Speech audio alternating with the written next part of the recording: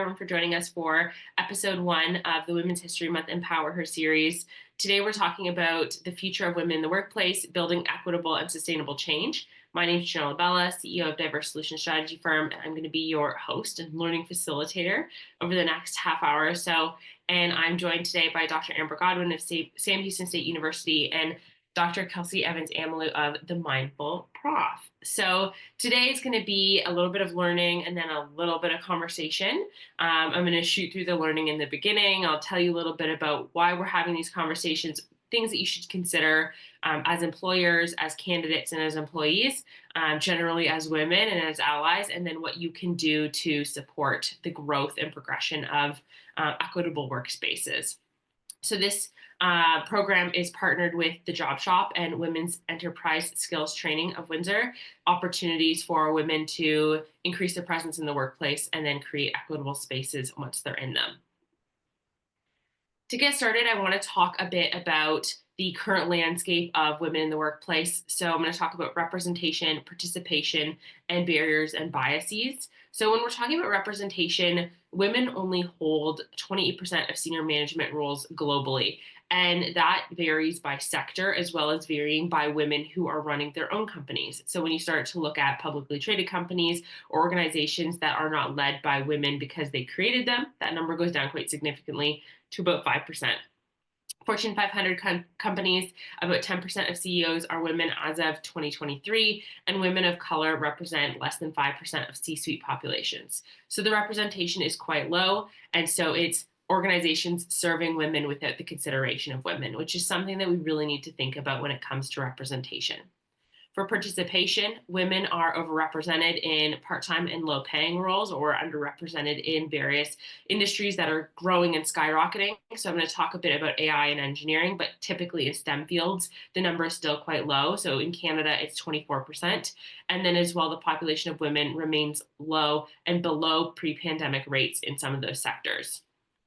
The other consideration for the current landscape is biases and barriers. So we're looking at inclusive policies, policies that don't consider the various needs of women, which differ from men in the workplace, leadership accountability for action taken to support women, as well as that ongoing education and bias training integrated into company culture, making sure that those conversations happen consistently and regularly for the consideration of how workplaces support their diverse populations versus just exist with them. So, two questions that I want you to consider. If you're an employer, how are you creating an environment where women thrive? And I think the extension of that is, what does thriving mean for women? And then when you're looking at how that environment supports it. And for populations, employees, and candidates, how can you identify and align yourself with organizational values?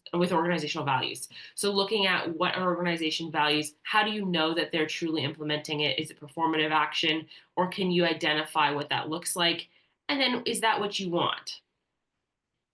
But this current landscape is evolving, and there's a few key considerations for that.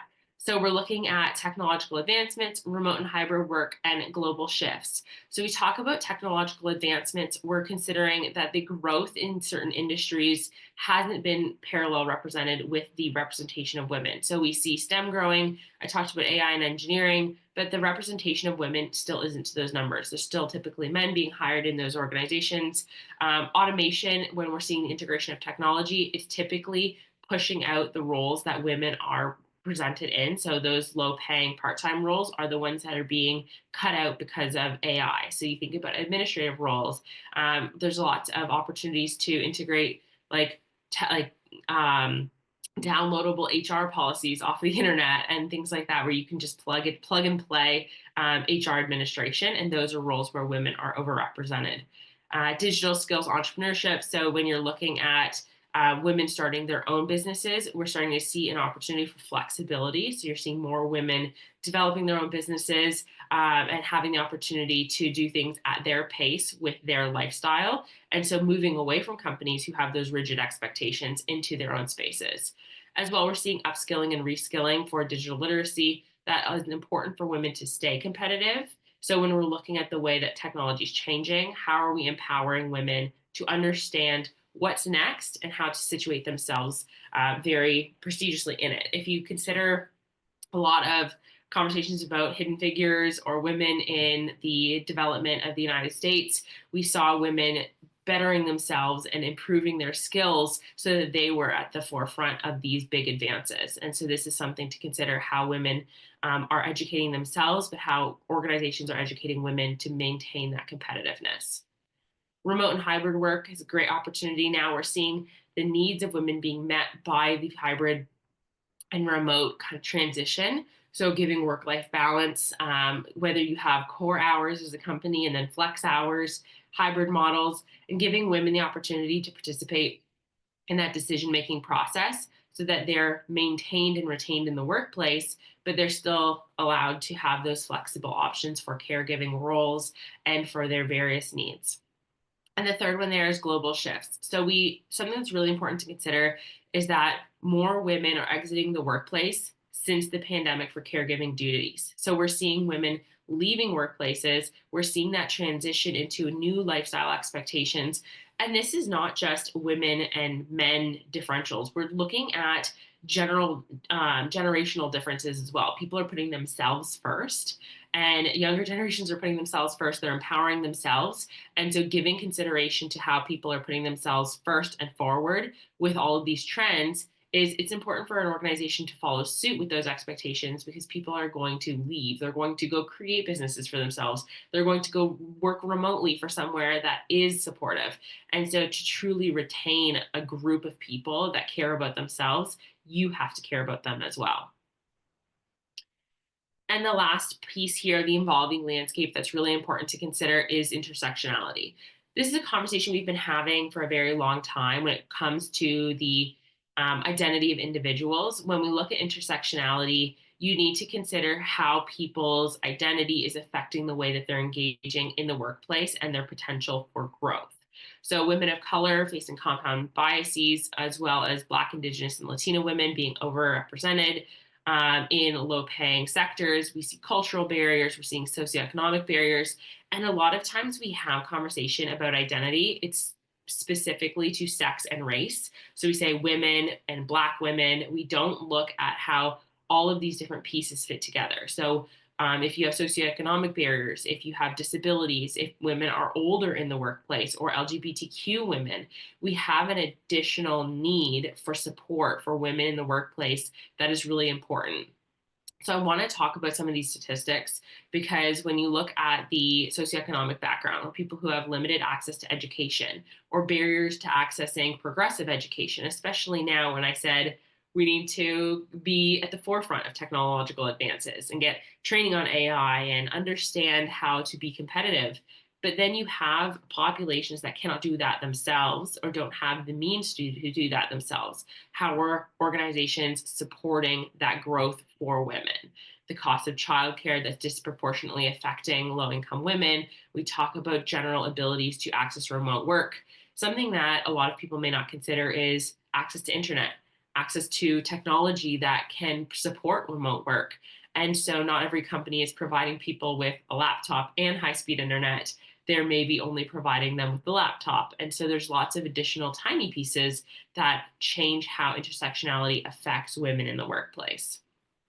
Women with disabilities facing higher unemployment. As we move into digital spaces, we don't consider neurodiversity. We don't look at the varying capacities of people to work in remote or virtual settings. Not just that, we don't consider how PDFs may not be accessible, or certain websites may not be accessible, or platforms. And so it becomes a larger question of how are we integrating various tools to support women to excel in our organization, or what tools do I need as an individual to excel within an organization? LGBTQ women facing discrimination, and then now we're seeing a lot of social pushback that is bound by legislation, or there's maybe some things falling through the cracks where there is legal policies, but it's not being protected. Older women facing hiring biases, especially because we're trying to build, quote, sustainable long-term businesses. And we don't consider stepping stone careers, which if you're hiring a 20-year-old or a 60-year-old, people are still going to have stepping stone careers. And so we talk about the various intersectionality there. And newcomer women looking at the qualifications and matching jobs. And I know that's very different when we look at Canada versus the United States, because we see in healthcare and education, we're lowering the standards to integrate more newcomer women. But then those classifications, whether it's a license or professional accreditation, is a huge barrier for a lot of people. So, two questions I want you to ask yourself: if you're an employer, how are you ensuring that your workplace policies and practices address unique challenges faced by women from diverse backgrounds, including race, socioeconomic status, and caregiving responsibilities? And when you think about policies and practices, it does go beyond that. Intersectionality is every facet of our life. It's how we live, how we think, what we do, and why we're doing it. And so the roots of our values and beliefs are really important to consider in policies and practices, because that's how a company responds to the well-being, the psychological safety of an individual, and that ensures that they stay at an organization, they're supported by the organization, and then it gives them that investment in the autonomy so they'll stay with you long term and grow with you. For an individual who's an employee or a candidate, it's important to consider how can you leverage your unique experience and identity to find or create opportunities in workplaces that truly value diversity, equity, and inclusion. And I'm going to play the advocate, the devil's advocate here for a second and say sometimes we don't have equity and inclusion because the people making the policies don't know what the experience is like for marginalized populations. And so when you're in those experiences, sometimes giving attention to it and drawing attention to it, here's the problem, here's what could help me. And that is the way that we can advocate within our own spaces for people like us. In addition to that, of course, it's still the employer's responsibility to ask those questions.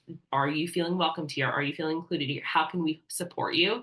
But we can also advocate and support ourselves. And then looking at our policy and innovation. So when you take that next step to say, what are we going to do about it? There's three major categories to consider: flexibility, inclusive hiring, and culture and leadership. For flexibility, are you looking at hybrid and remote work models? I've actually talked to a number of organizations recently because I've seen job postings a lot for DEI, a lot for managers, like related to people and culture. And there's still a lot of rigid in-person expectations for jobs. And when I ask why, and people don't have answers, and they well, because we just want people face to face. People work better face to face. And then you say, well, why? How do you know that? Is that for everyone? Because those aren't the realities for everyone. So what type of flexibility do you offer? Why do you not offer it? Or why are you changing it? Flexible scheduling and reduced hours. So say 10 to 3, you have to be online. Everything, the rest of your hours can be flexed. Job sharing options, returnship programs, giving people the opportunity to be respected and valued when it comes to the time that they are committing to an organization. Ultimately, the organization's goal is to succeed in whatever they're trying to do, whether it's new research or creating a new product or finding new clients or servicing their clients. That's just as diverse as the flexibility that the people in the organization need. And so being responsive to the flexibility of your employees is the same flexibility that maybe your clientele need or the product solution needs, and that can help you innovate.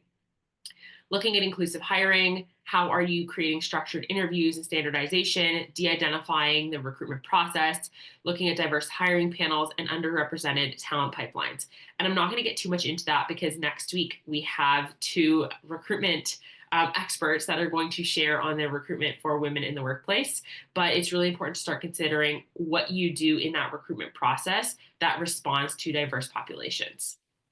And the third one there, culture and leadership. What types of leadership development programs do you have?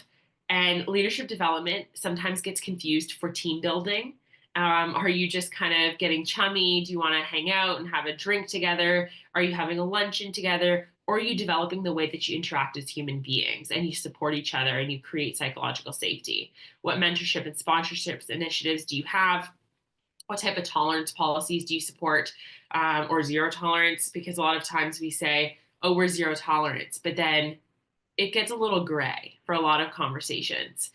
Inclusive language across your assets, whether that's your social media or your hiring package or your internal memos. And when I say inclusive language, it's everything from, are you using he, she? Are you using they? Are you only using stock images of a certain demographic in your postings on social media?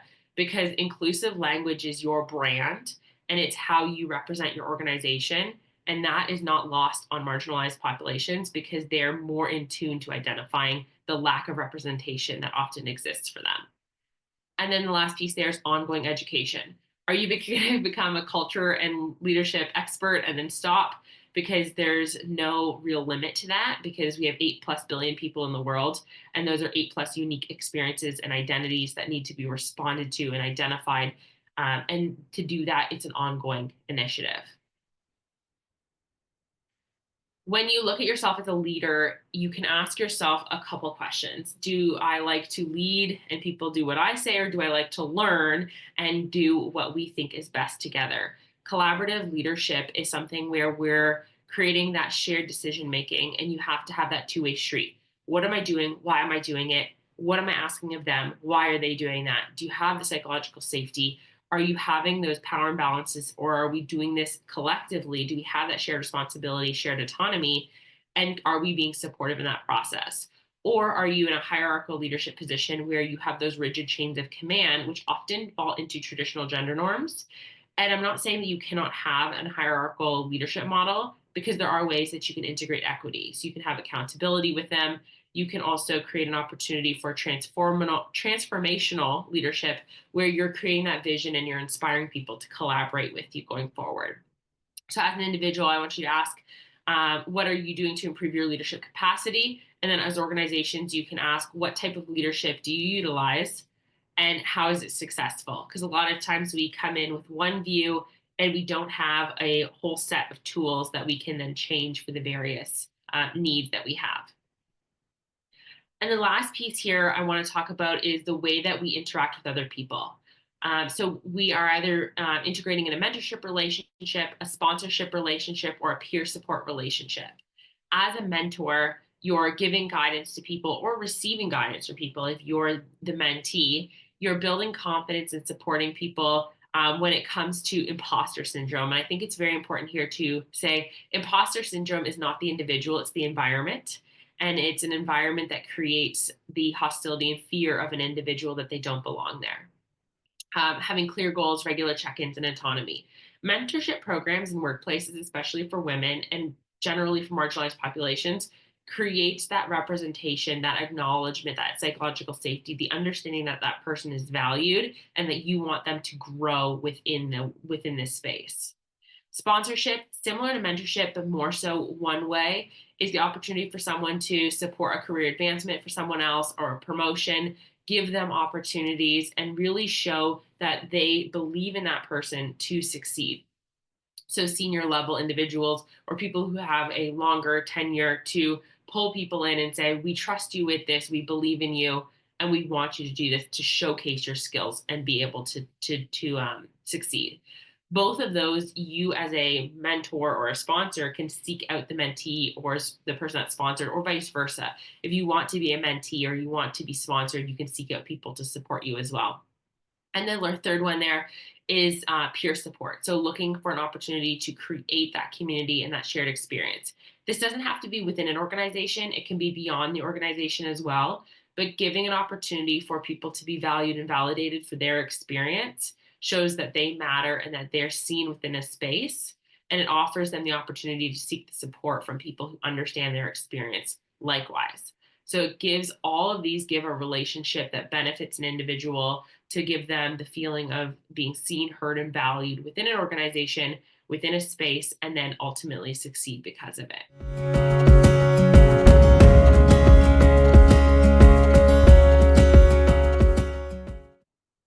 So we're going to shift a little bit, and I'm going to welcome my experts today.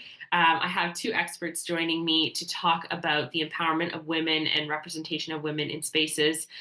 First, we have Dr. Amber Godwin of Sam Houston State University and Dr. Kelsey Evans Amlou of the Mindful Prof, two individuals that I have had the opportunity to engage with and learn from over a number of years, and who have varying experiences across the United States, but also I think are so in tuned with what makes spaces incredibly welcoming to individuals and in empowering anyone, but specifically today talking about women. So the first question I'm going to prompt them to answer is for the employer perspective. So employers that are thinking about this, what key policies have you seen make the most significant impact on advancing gender equity in the workplace?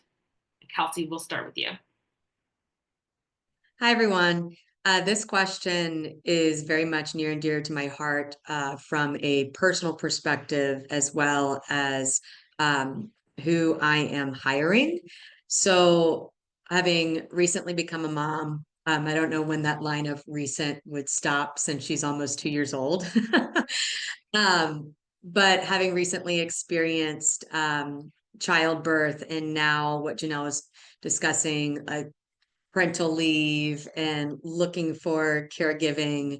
Um, this policies such as flexible working environments as well as parental leave have greatly impacted me.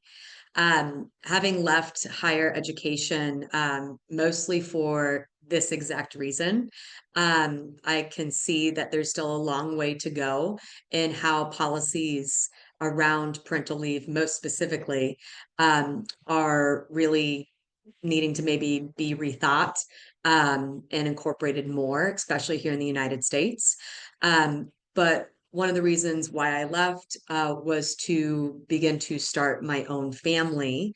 And along the lines of when I was leaving, um, we got pregnant pretty quickly.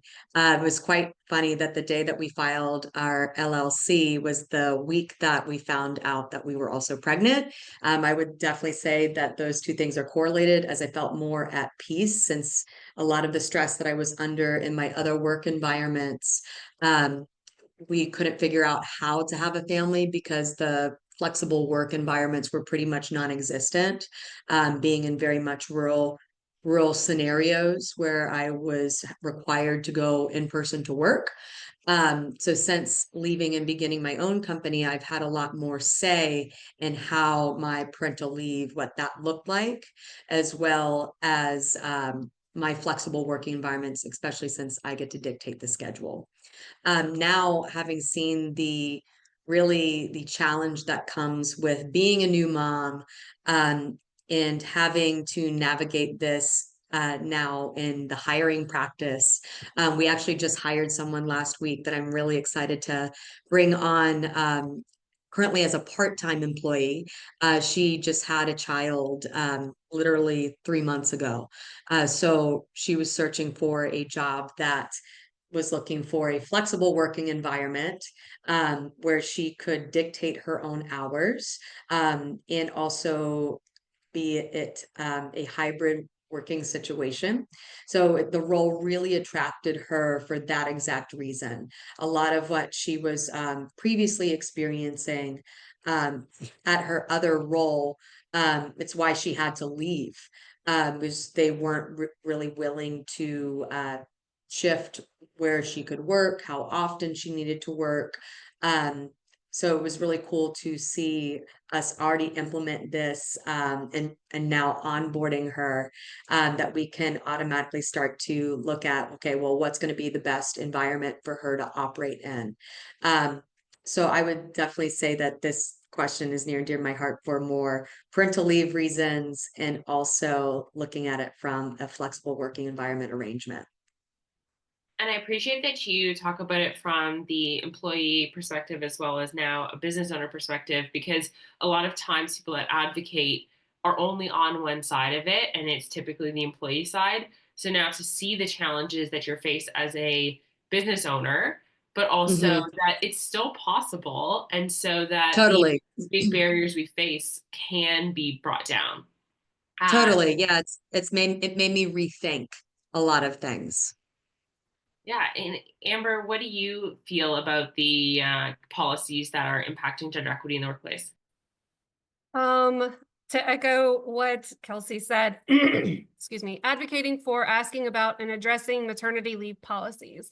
So everything that I'm going to say is going to come from a teacher perspective or a teacher educator perspective. So first off, it's worth mentioning that maternity leave is non-existent for many in the teaching field. My maternity leave in the district I was employed at for 5 years meant that I was paid out for the year, and I had the opportunity to return to my work in 12 weeks. And after 12 weeks, they would give my job away. When I was able to return to work, childcare was extremely expensive. It was about $300 a week just for the care of my child, not including nutrition or any of the other needs that a baby has when it's being cared for. When I had my second child, I had the opportunity to move to a campus that had on-site childcare for my older son, but it was still helpful because it helped take away that economic burden. Then it was only $300 a month for him a month, and that was with nutrition included. However, I still had my second son in childcare, so that was still accruing lots of debt, lots of in the hole with that. So looking for flexible policies for maternity leave, absolutely. As a mother scholar, as a former teacher, as a current teacher educator, I can tell you that is critical to show that you truly are considering gender equity. My next thing for you to think about is advocating for, asking about, and addressing gender gaps that are in practice. And that means looking for gaps that are not specifically articulated in policy. So, for example, looking for gender gaps in professionally specific areas. For teachers, that means looking for gender gaps in content areas like social studies. For example, in Florida and in Texas, many social studies teachers are expected to be social studies certified, but they might be only history certified. And that can be because the campus they graduated from, the teacher candidates graduated from, only has training for a history certification. But unfortunately, those history certification only courses are typically only given to coaches, particularly to football coaches who are almost exclusively male. And by expanding to include social studies certifications to overcome that gap, then you can provide a more level playing field for women to get more women into a social studies classroom. And the reason that that's important is the traditional social studies textbooks describe men's struggles without any consideration for women's experiences. In most of those books, women have been relegated to second-class citizen status, and studies on the inclusion of women's history in textbooks and the inclusion of women's history in classroom conversations in general confirm that women are presented in the text marginally. And even then, women are only presented in relation to men or children. So for many teachers in schools everywhere, I'm inferring, they don't really talk about women or women's history at all because it feels irrelevant. For many of them, they've never had any kind of importance placed on including women's history. And indeed, the stories of and accomplishments of women, rather than being acknowledged or attributed, are just kind of ignored or dismissed as anomalies.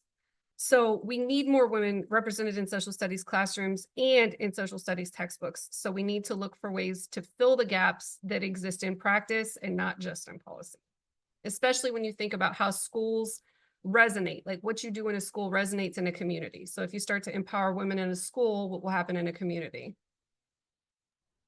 I think there's the two parts to what you were saying. The first part about kind of continuing off what Kelsey said about the cost of childcare or just general maternity leave. There's a lot of conversations that I have with women where they have to decide, is it worth me going to work just to pay for childcare?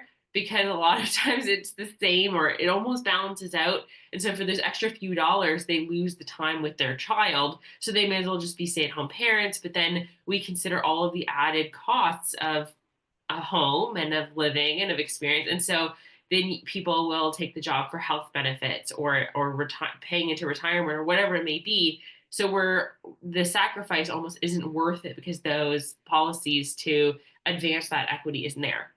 The other piece of what you're talking about for representation of women's history, and I think this goes for varying marginalized populations, and we've had this conversation before about whose voice is writing the story and whose history are we learning. And if we're only learning certain people's perspective, then are we truly learning history? Because now, during Women's History Month, when we're listening to women and they're giving us a different perspective, sometimes those get discredited because that's not the history that's been in the books for a very long time. Oh, I just wanted to add really quickly. I read Yeah. this really impactful study recently, and I wish I could tell you the author off the top of my head.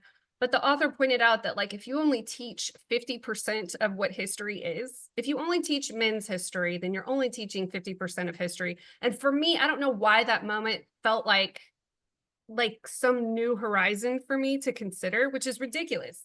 I've been studying women's history my whole life because I've always specifically sought out stories about women, but to know and feel validated, it was just like very empowering. So I'm passing that on to you guys. Hopefully it will resonate with you or with others that you're able to share that with. Yeah, I appreciate that. And I think it goes to say there's three sides to every story. The first one side, the second side, and the truth. And really, we do have so many different sides to history because everyone's identity and experiences influences their understanding of a situation. And if we're not integrating those various perspectives, then we never get the full view of what's happening. So thank you for sharing on that. And I want to shift a little bit to candidates and employees and what they can kind of consider. And so, Kelsey, I have two questions for you, and you can answer them together separately, however you feel. The first question, and maybe at the beginning, also share a bit about what you do, because I think that's important here. What role does self awareness and emotional intelligence play in empowering women in the workplace? And what practices can women adopt to sustain their well being and avoid burnout while striving for professional success? Because Women's History Month is the month of burnout because everyone's asking us what to do for Women's History Month. Totally. I I love these questions because it's literally the foundation of my company. So the Mindful Prof is a company that is really built on awareness and compassion practices to sustain just overall holistic well-being. And so we have two divisions. One division is more of the sector of mental health coaching. So we do workshops, trainings, one-on-one coaching, and then the other side is specifically for corporate wellness. That can also include one-on-one coaching, trainings, programming, audits. So I'll answer it from the sector of the Mindful Corporation. So for self-awareness, I always lead with 3 A's, and it's really easy to remember when you have just different acronyms. So I think about three A's. First is awareness, second is acceptance, and then third is action. Awareness is really the thing that starts the ball to actually roll. Because if we don't have awareness of what's going on, both professionally, mentally, spiritually within ourselves, then it is very challenging to have an understanding of what emotional intelligence is and how we might respond to another human in a less reactive manner. So self-awareness, I would say, is the root of any contemplative practice, and contemplative meaning mindfulness-based or ritual-based, spiritual-based. It's a very broad definition, but self-awareness really is the root of how that can flourish when we are trying to be more mindful.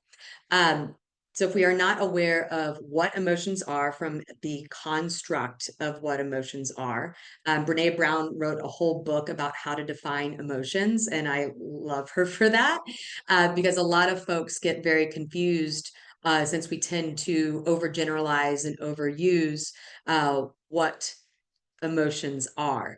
So there's that, understand the constructs, then understanding the felt sense of different emotional experiences. And what I mean by that is that, yes, we can understand the constructs of what we can intellectualize as what happiness is, as what joy is, sadness, frustration, anger. But if we cannot recognize the feeling in our body, it makes it really challenging to respond to that feeling and take care of that feeling in a very compassionate way, rather than trying to stuff it down and intellectualize the experience. So how this shows up in the workplace setting, women dependent, and this is, I'm going to go from the intersectional standpoint, dependent upon your intersectional identity, oftentimes what can be seen as me being direct can also be perceived as the angry woman. And that can be very much looked down upon, pushed aside. I also think of a Black woman's experience within that, that there's misconceptions as to what their emotional experience is. And then we feel, and me also being neurodivergent, I often feel like I need to mask my emotional experience in the workplace, especially if I am operating in a place that maybe is predominantly run by men, which has been many of my different workplace experiences.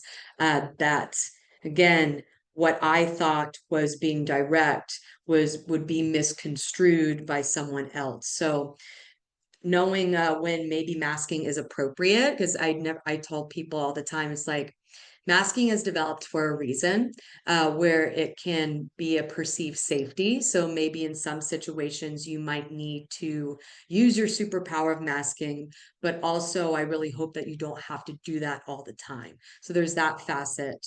But then also thinking about, okay, well, if you do feel safe enough to unmask your emotional experience, what does that look like for you? And how can you leverage that in your workplace setting to, again, maybe lead more purposefully and also come to the table from a more emotional awareness of like what you maybe are, I don't know, what you're encountering. Like if you're trying to, like, let's say, tackle something, get something done, and I'm feeling frustrated by something if something's not getting done in the way that I want it to run. I would have to have a lot of self-awareness from that standpoint and why I'm getting frustrated, and then take a step back and maybe take a breather, do something that's going to help calm me down so that I can go again and accomplish the task that's ahead. So there's different ways to kind of look at that question in particular, but I would say to sum that up, self-awareness is really the priority in getting you started in understanding your emotional intelligence and then how to lead with that in a workplace. Second, the practices that women can adopt would be, again, contemplative practices, what I mentioned about in the first question. But within contemplative practices, there's many different branches. So there's movement practices, there's ritualistic practices, whether that can be prayer or art. Art is another contemplative practice. Social justice is also considered another contemplative practice, which I think is really amazing. Mindfulness, stillness, silence. There's so many to choose from. And I would say my biggest suggestion for folks is to experiment with different contemplative practices, because there's going to be times in your well-being journey that some practices may be more beneficial than others as you are continuing to explore burnout prevention strategies. So if I have a very long day, which Tuesdays is a pretty long day for me, I know that I have to incorporate stillness during the day, especially from, again, neurodivergent burnout. Um, I know that I need some silence at some points. So my biggest, again, suggestion and takeaway for y'all to think about is get really curious about what well-being practices you can incorporate that can be short and sweet to the point. You don't have to take an hour yoga class. Maybe that is your jam. That's totally cool, but it might not be the most accessible thing financially, time-wise. I would say the little bits at a time are going to be something that, again, can be really inclusive, and experiment with what those practices are in little bite-sized ways. Thanks, Kelsey. And I think we talk a lot about self-care, but the conversation about self-care never leans into self-awareness. And so when we say, oh, self-care, like take a bath, light a candle, read a book, do some journaling, like treat yourself with whatever, we don't look at how you know what's going to work for you or how you feel about situations and how that deeply connects to the way we respond to it so that our well-being is sustainable. So I'm glad that you connected the two of those so that people have the opportunity to say, let me get in touch with myself first, and then let me try ways to see what works. Because I would say when I started to first integrate self-care, I wasn't fully self-aware. And so I'm trying all of these different practices. And this is something that I saw the other day where people do like journaling, but they're just scribbling because they're saying it in their head as they're scribbling. And so they're not actually writing anything out, but they're getting the emotion out. And that's something for me that was kind of an aha, because I've always hated journaling because I didn't like how my handwriting looked, or it didn't match the previous one, or didn't finish the page. And so to see the alternative to the same practice, because it's something that's still responsive to my need, it was just very interesting to see the varying differences. So thank you for giving your insights on that. And I'm so grateful for you sharing a little bit more of how we can help ourselves.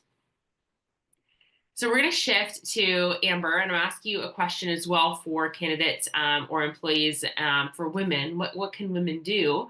What strategies can women use to navigate and overcome systemic barriers in male-dominated industries? And this is a loaded question, so I'm so glad you're trying to take it on. Okay. So you can't overcome a barrier until you've empowered yourself to move.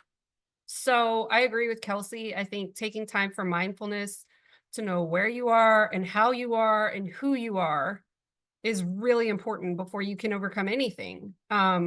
Even getting started with your day, if you think about it, and that feels like a lot, but it is a lot because being human is a lot. So that's okay. We're just going to move forward. You need to know what you need. And even if you don't have that awareness yet, you need to explore what feels right for you. So is it yoga or hiking or cooking or art? You need to find a sanctuary for you and go and breathe and live in that sanctuary for a minute before you start thinking about anything about overcoming barriers. Before you deal with anything else, you have to deal with you first.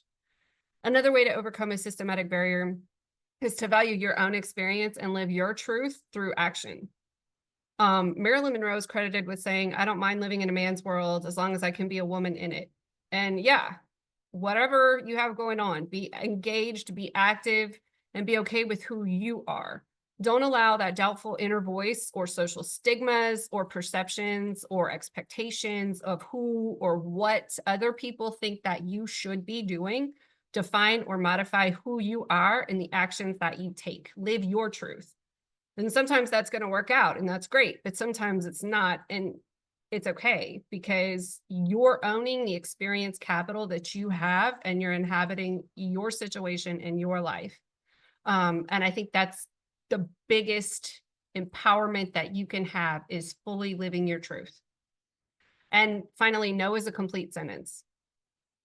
Boundaries can be frustrating, but boundaries keep you safe and you can't overcome a barrier until you're able to say no.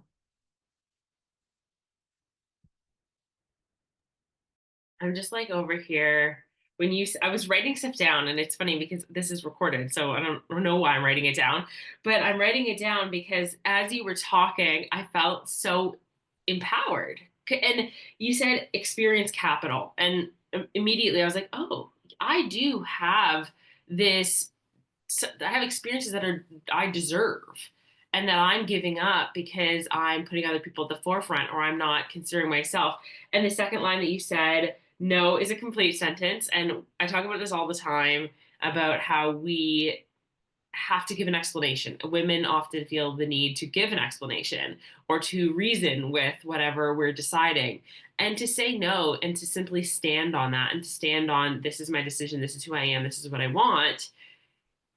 It's just so incredibly opportunistic for women to grow as individuals, to know themselves, to stand their ground, and then to create a world where they can be themselves.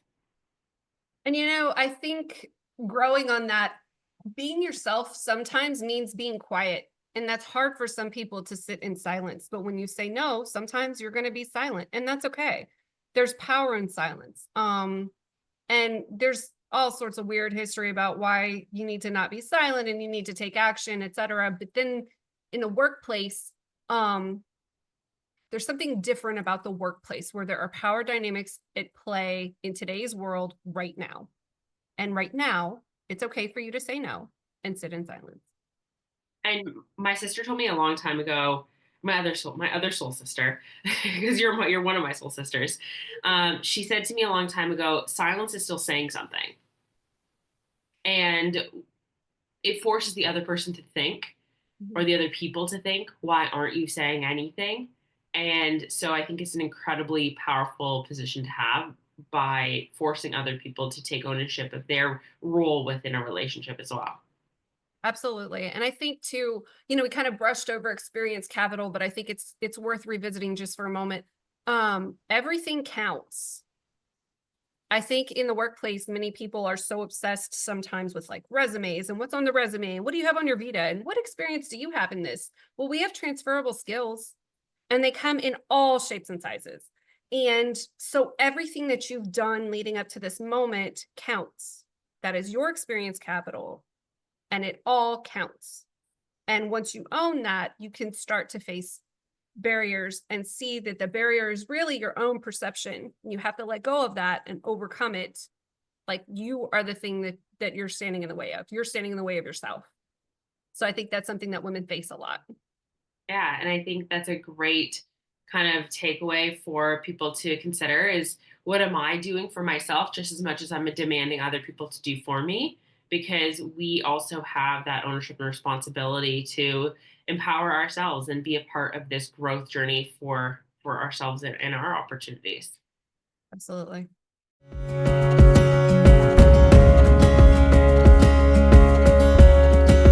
Thank you, Amber. I really appreciate your insights. And both you and Kelsey have provided an incredible opportunity for us to think about what we're doing to support women in the workplace, what we're doing to support ourselves, and how we're creating spaces that reflect the needs of women in various spaces. I'm incredibly grateful for your contributions today, and I will add your contact information along with this so that if anyone wants to reach out and kind of continue that conversation with you, they're more than welcome to. For those of you who are still with us, which I'm grateful for you sticking around because we're well over time with lots of key insights. Next week, we're having a great conversation about strategies for recruiting women with recruiting manager from E3 Works, Rita Johanna, and technical recruiter for Microsoft, Keisha Martineau. If this is already in your calendar for 12 Eastern next week, we will see you there. Thank you so much for joining us and have a great rest of your day.